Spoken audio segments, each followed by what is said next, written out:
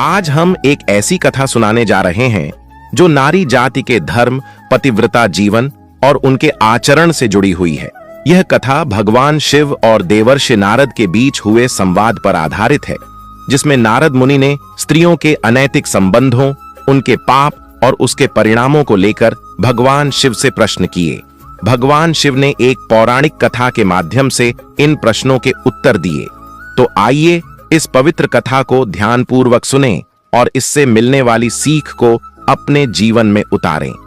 किस पाप के कारण स्त्रियां बनाती हैं पराये पुरुषों से शारीरिक संबंध?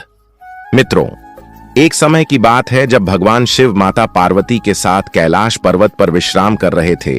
तभी देवर्षि नारद कैलाश में आते हैं और मां पार्वती और शिव जी को प्रणाम करते हुए कहते हैं, हे प्रभु, आपकी सदा ही जय हो, आप ही आदि और अनंत हैं। प्रभु, आज जब मैं पृथ्वी लोक पर भ्रमण कर रहा था तब मैंने देखा कि कई सारी स्त्रियां शिव महापुराण का पाठ कर रही थीं और आप ही की पूजा मन से मग्न होकर कर रही थीं। जो स्त्रियां भी सर्व गुणों से संपन्न पति की चाह रखती है, वे सभी आप ही को जल चढ़ाती हैं। सोमवार के दिन उपवास तथा निर्जला व्रत करती है, आपको ही परम परमेश्वर रूप में पूजती है। हे प्रभु, आप जैसे पति पत्नी बनकर 7 जन्मों के फेरे भी लेती हैं। हे प्रभु, एक शाश्वत सत्य यह भी है कि मां पार्वती और भगवान शिव की जोड़ी तीनों लोकों में अनंत काल से प्रख्यात है। किंतु आज मैंने एक विचित्र घटना को देखा कि कुछ स्त्रियां पति के आंखों में धूल झोंक कर अन्य पुरुषों के साथ अनैतिक संबंध बना रही थीं। यह देख मेरे मन में 3 प्रश्न उठे। हे प्रभु, मैं इन्हीं प्रश्नों के उत्तर जानने हेतु आपके पास आया हूं। कृपा करें और इस भक्त की आशंकाओं को दूर करें। मित्रों, तब भगवान शिव कहते हैं, हे नारद मुनि, आप अपनी शंकाओं को निसंकोच होकर कह, मैं अवश्य ही आपकी शंकाओं का निवारण करूंगा। तब देवर्षि नारद कहते हैं, हे प्रभु, मेरा पहला प्रश्न है कि किस श्राप के कारण स्त्रियां पराये पुरुषों के साथ संबंध बनाती हैं। मेरा दूसरा प्रश्न है कि पति से धोखा करने वाली स्त्री के साथ क्या होता है। और तीसरा प्रश्न है, पति के अलावा अन्य पुरुष के साथ संबंध बनाने से स्त्री को कौन सा पाप लगता है। तब भगवान शिव कहते हैं, हे नारद मुनि, आपने समस्त नारी जाति के कल्याण हेतु महत्वपूर्ण प्रश्न किए हैं। इन सारे प्रश्नों के उत्तर मैं आपको इस एक कथा के माध्यम से देता हूं। आप इसे ध्यान से सुने। जो भी स्त्री पुरुष इस कथा को ध्यान से पूरा सुनता है, उसकी सारी मनोकामनाएं पूरी हो जाती हैं तथा उसे मनचाहा जीवन साथी मिल जाता है। जो कोई इस कथा को लाइक शेयर करता है और इस कथा को दिए गए चैनल को सब्सक्राइब करता है, उन पर मेरी कृपा दृष्टि सदैव बनी रहती है। तब देवर्षि नारद कहते हैं, हे प्रभु, मैं इस कथा को पूरा ध्यान से सुनूंगा और इसका प्रसार भी करूंगा। कृपा करें और इस भक्त की जिज्ञासा को शांत करें। मित्रों, तब भगवान शिव कहते हैं, हे नारद मुनि, एक समय की बात है, ब्रह्मा जी ने जब सृष्टि निर्माण का कार्य शुरू किया था, तब स्त्री की रचना करने में उन्हें कई वर्षों तक अभ्यास कर हर अंग और उसके अंदर गुणों की रचना करनी पड़ी। उसके मन को अति जटिल प्रकार से निर्माण किया गया, इसलिए स्त्री के मन को समझ पाना बहुत कठिन होता है। उसके अंदर सौम्यता और निष्ठुर के दोनों गुणों को डाल दिया था। उसी प्रकार से उन्होंने स्वयं के शरीर से एक कन्या भी उत्पन्न की थी, जिसका नाम अहिल्या था। यह वही कन्या है जिसको मिले श्राप के कारण आज कई सारी स्त्रियां पराये पुरुषों के साथ अनैतिक संबंध बना रही हैं। इसी अहिल्या की कथा में आपको सारे प्रश्नों के उत्तर मिल जाएंगे। देवी अहिल्या अत्यंत सुंदर, गुणवान और चरित्रवान स्त्री थी, जिसे वरदान था कि वह हमेशा के लिए केवल 16 वर्ष आयु की ही सुंदर कन्या बनी रहेंगी और कभी भी उनकी सुंदरता कम नहीं होगी। फिर एक दिन जब ब्रह्मा जी ने उसे शिक्षा प्राप्त करने हेतु महर्षि गौतम के आश्रम में भेज दिया था, वह कन्या इतनी सुंदर थी कि उसे सारे संसार के देव और दानव अपनी पत्नी बनाने की इच्छा रखते थे। किंतु जब मुनि गौतम के आश्रम में अत्यंत सुरक्षितता में शिक्षा ग्रहण करने बाद जब उसे आशिक गौतम ने वापस ब्रह्मा जी के पास भेजना चाहा, तो उनके मन की पवित्रता को देख ब्रह्मा जी ने अहिल्या का विवाह मुनि गौतम के साथ करा दिया, यह कर कि आपके जैसा योग्य वर पूरे संसार में नहीं है। मित्रों, तब भगवान शिव कहते हैं, हे नारद मुनि, फिर कुछ दिन बीतने के बाद जब देवी अहिल्या गंगा तट पर स्नान करने हेतु गई थी, उसी समय देवराज इंद्र भी उसी वन में विहार करने के लिए आए थे। जब इंद्र की कुदृष्टि अहिल्या पर पड़ी तो वह उनकी सुंदरता को देख इतने मोहित हुए कि देवराज इंद्र अपने इंद्रिय की लालसा में उन्मत्त हो गए। मित्रों, जब इंद्र को इस बात का पता चला कि उनका विवाह आर्षि गौतम के साथ हो चुका है, फिर भी वह उनके पीछे उन्हें पाने के लिए पड़ गए। वह हर रोज उन्हें देखने के लिए छुप छुप कर उनका पीछा करने लगे। उसने आर्षि गौतम और देवी अहिल्या की सारी गतिविधियों को जान लिया और फिर एक दिन चंद्रमा के पास गए। मित्रों, भगवान शिव कहते हैं, हे नारद मुनि, जब भी कोई व्यक्ति अपने मित्र का चुनाव करता है तो सबसे पहले उनके आचार विचार एक जैसे ही होते हैं। जैसे कि किसी चर का मित्र चोर ही होता है और संत का मित्र संत ही होता है। फिर एक दिन इंद्र और चंद्र ने मिलकर एक योजना बनाई, जिसके अनुसार एक रात को इंद्रदेव मुनि गौतम के भेष में अहिल्या के पास जाएंगे और चंद्रमा इस जोखिम भरे कार्य में उनकी सहायता करेंगे। हे नारद, चंद्रमा ने भी अपनी गुरु से धोखा किया था, जिसका कारण यह था कि चंद्रमा के गुरु देव गुरु बृहस्पति हैं। एक बार चंद्रमा शिक्षा हासिल करने के लिए बस्ती के पास गए थे। वहां चंद्रमा बृहस्पति की पत्नी तारा की सुंदरता पर मोहित हो गए और उनसे प्यार करने लगे। इसके बाद तारा चंद्रमा के साथ चली गई और बृहस्पति को छोड़ दिया। चंद्रमा को भी इसके फल स्वरूप श्राप मिल चुका था। मित्रों, भगवान शिव कहते हैं, हे नारद मुनि, फिर एक दिन की बात है। देवराज इंद्र और चंद्रमा की योजना अनुसार इंद्र ने महर्षि गौतम का तथा चंद्रमा ने एक मुर्गे का रूप धारण कर लिया और वे दोनों ही अर्श की कुटिया के पास पहुंचे।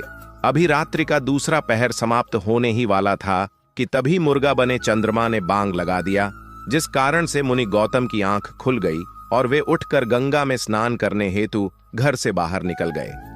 वहीं दूसरी तरफ महर्षि गौतम बने देवराज इंद्र ने अहिल्या की कुटी में प्रवेश किया। तभी देवी अहिल्या को संदेह हुआ और वे कहने लगी, हे स्वामी, आप तो अभी स्नान करने हेतु गए थे, फिर इतनी शीघ्रता से वापस लौटकर क्यों आए हैं? कोई समस्या है तो आप मुझसे कहिए। तभी मुनि रूप धारण करने वाले इंद्र बोले, हे देवी, मेरे मन में काम वासना जाग उठी है, आप इसे शांत कीजिए, फिर मैं स्नान पूजा आदि कार्य करने हेतु चला जाऊंगा। अपने पति को ऐसे व्याकुल देख देवी अहिल्या शर्माते हुए बोली, हे स्वामी, अभी तो प्रातः काल है, इस समय मुझे काम क्रीड़ा करना ठीक नहीं लगता। किंतु इंद्र ने अहिल्या को अपने पतिव्रता धर्म की कसम दिलाते हुए उन्हें शारीरिक संबंध बनाने पर मजबूर किया। मित्रों, भगवान शिव कहते हैं, हे नारद मुनि, दूसरी तरफ जब आर्षि गौतम स्नान करने हेतु जब गंगा तट पर गए तो उन्होंने देखा कि कोई भी अन्य व्यक्ति वहां पर नहीं था और काफी समय बीत जाने के बाद भी वहां गहरा अंधेरा छाया हुआ था। उन्हें जब किसी अनहोनी का आभास हुआ तब वे शीघ्रता से अपने घर वापस आए और उन्होंने देखा कि कोई अन्य व्यक्ति उनके जैसा भेष बनाकर उनकी ही पत्नी के साथ भोग विलास कर रहा है। आर्षि गौतम को देख अहिल्या और देवराज इंद्र अचरज में पड़ गए तथा शर्म के मारे दोनों ने झुकी नजर से अपने वस्त्र परिधान किए। तभी आर्षि गौतम को अपनी पत्नी की ऐसी हालत देख उन्हें बहुत गुस्सा आया और वे बोले, हे दुष्ट नारी, आज तुमने अपना पतिव्रता धर्म खंडित किया है। अभी इसी क्षण में तुम्हें त्याग देता हूं। तुम्हें अपने और पराये पुरुष में कुछ भी भेदभाव महसूस नहीं हुआ है। तुमने देवी होकर भी ऐसा घृणित और सामाजिक निंदनीय कार्य किया है। आज मैं तुम्हें और समस्त नारी जाति को यह श्राप देता हूं कि तुम कभी भी अपनी काम वासना को शांत नहीं कर पाओगी। हमेशा भोग विलास की चाह में तुम अपने धर्म को भी भूल जाओगी। मित्रों, भगवान शिव कहते हैं, हे नारद मुनि, देवी अहिल्या अपने पति के चरणों में पड़कर उनसे विनती करने लगी। वह करुण विलाप करते हुए क्षमा याचना करने लगी। फिर वे अपनी पत्नी से बोले, हे अहिल्या, तुमने आज न केवल अपने पतिव्रता धर्म को भंग किया है, बल्कि तुमने एक गुरु का भी भयंकर अपमान किया है, जिसे मुक्ति मिलना असंभव है। मित्रों, तभी देवी अहिल्या ने अपनी दिव्य शक्ति से ब्रह्मा जी का आह्वान किया, किंतु दूसरी तरफ उन्होंने श्राप देते समय बोला कि तुम्हारा शरीर हमेशा हमेशा के लिए पत्थर का बन जाएगा। मित्रों, तब भगवान शिव कहते हैं, हे नारद मुनि, उसी समय आर्षि गौतम ने जब देवराज इंद्र और चंद्र की तरफ देखा तो वे दोनों मुनि के गुस्से को देखकर स्वयं के असली रूप में आकर मुनि के चरणों में गिरकर गिड़गिड़ाने लगे। लेकिन गौतम ऋषि ने अपने कमंडल में जल उठाते हुए देवराज इंद्र को श्राप दिया कि जिस स्त्री की योनि की चाह में तुमने आज जो घृणित कार्य किया है, इसके फल स्वरूप तुम्हारे शरीर पर हजारों योनियां उत्पन्न हो जाएंगी। और चंद्र को भी उन्होंने श्राप दिया। मित्रों, उसी समय ब्रह्मा जी सहित अन्य देवता वहां पधारे। वे सभी होनी को तो टाल ना सके, क्योंकि मुनि श्राप दे चुके थे। जब इन सारी बातों का पता देवताओं को लगा, तब उन्होंने आशी गौतम से विनती की और अहिल्या के श्राप से मुक्ति का समय पूछा। तब मुनि गौतम ने बताया कि त्रेता युग में श्री हरि के अवतार राम आएंगे और इस पत्थर रूपी मूर्ति को पैर से छूने के बाद ही वह इस पाप से मुक्त हो जाएगी। तब तक के लिए इस स्त्री की आत्मा को घोर नरक की यातनाएं भोगनी पड़ेंगी। उसे यमराज द्वारा कई जन्मों तक नरक की सजाएं सारी भुगतनी पड़ेगी और उसे भोगने बाद भी उन्हें तुच्छ प्राणी की योनि में जन्म लेना पड़ेगा। मित्रों, वहीं दूसरी तरफ देवराज इंद्र के शरीर पर जब 1000 योनियां उभर आई, तो सभी देवी देवता उन पर हंस हंस कर उनका उपहास करने लगे। तब इंद्र सहित सभी देवता आर्ष गौतम से इस श्राप का उपाय मांगने लगे, तो उन्होंने सभी का सम्मान करते हुए उन सारी योनियों को आंखों में बदल दिया। मित्रों, शिव जी कहते हैं, हे देवर्षि नारद, अब आपको समझ आया होगा कि आखिर किस श्राप के कारण स्त्रियां पराये पुरुषों के साथ संबंध बनाती हैं, और जो भी स्त्री दूसरे पुरुषों के साथ भोग विलास करती है, उसे कई वर्षों तक नरक की सजाएं भोगनी पड़ती है। जो भी स्त्री अपने पतिव्रता धर्म का पालन करती है, उस पर मेरा आशीर्वाद बना रहता है। अगर कोई स्त्री जाने अनजाने में यह पाप करती है, तो उसे घोर नरक की सजाएं भोगनी पड़ती है और किसी भी प्रकार के व्रत तप और उपवास का फल प्राप्त नहीं होता है। उसके सारे पुण्य कर्म नष्ट हो जाते हैं। हे नारद, आपके तीसरे प्रश्न के अनुसार पति को धोखा देकर पराये पुरुष के साथ संबंध बनाने वाली स्त्रियों के सारे पुण्य समाप्त होते हैं, और जो भी पुरुष दूसरों की पत्नी के साथ जबरदस्ती या मजबूरी में गलत कर्म पाप करता है, उसे भी मृत्यु के बाद नरक में ही जाना पड़ता है और अगले जन्म में उस पुरुष को किन्नर की योनि प्राप्त होती है। जो भी स्त्री या पुरुष अपने जीवन साथी के साथ छल पूर्वक व्यवहार करते हैं, उन्हें भी कई प्रकार के कष्ट भोगने पड़ते हैं।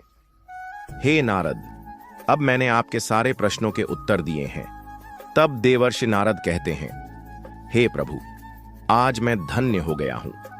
तो मित्रों, इस कथा से हमें यह शिक्षा मिलती है कि धर्म, निष्ठा और सत्य के मार्ग पर चलना ही हमारा कर्तव्य है। जो व्यक्ति अपने जीवन में सदाचार और मर्यादा का पालन करता है, उसे जीवन में सुख समृद्धि प्राप्त होती है।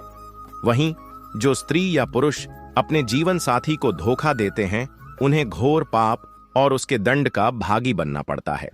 आशा करते हैं कि आपको यह कथा पसंद आई होगी। अपनी सच्ची श्रद्धा व्यक्त करने के लिए हर हर महादेव अवश्य लिखें और इस ज्ञानवर्धक कथा को अधिक से अधिक लोगों तक पहुंचाएं। इसे लाइक करें और चैनल को सब्सक्राइब करना न भूलें। अपनी सच्ची श्रद्धा व्यक्त करने के लिए हर हर महादेव अवश्य लिखें। जय महादेव।